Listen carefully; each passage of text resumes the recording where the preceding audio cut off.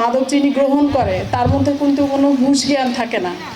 তো আমাদের যারা মাদক নিচ্ছে, বিশেষ করে যে কোনো বয়সেরই এটি হতে পারে, আমাদের যারা সন্তান আছে, ছোট কোমলমতি সন্তান আছে, তারা আসলে অনেকটা আগ্রহ বা নতুন কিছুকে জানার বসে বা তার পাশে কেউ গ্রহণ করেছে এটা থেকে দেখে উদ্বুদ্ধ হয়।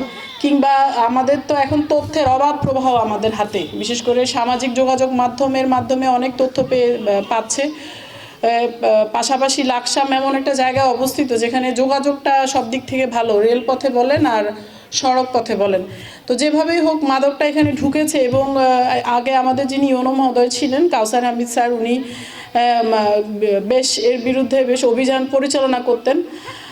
সামনে আমাদের যিনি উপজেলা নির্বাহী অফিসার মহোদয় আছেন, তিনিও অভিযান পরিচালনা করবেন। কিন্তু আইন শৃঙ্খলা রক্ষাকারী যারা আছেন তাদের আসলে এতটা সামর্থ্যবান না যে তারা ঘরে ঘরে গিয়ে এই সমস্যাটা সমাধান করতে পারবে। ঘরে ঘরে গিয়ে সমস্যার সমাধান কি করতে পারবে? ওনারা পারবে না।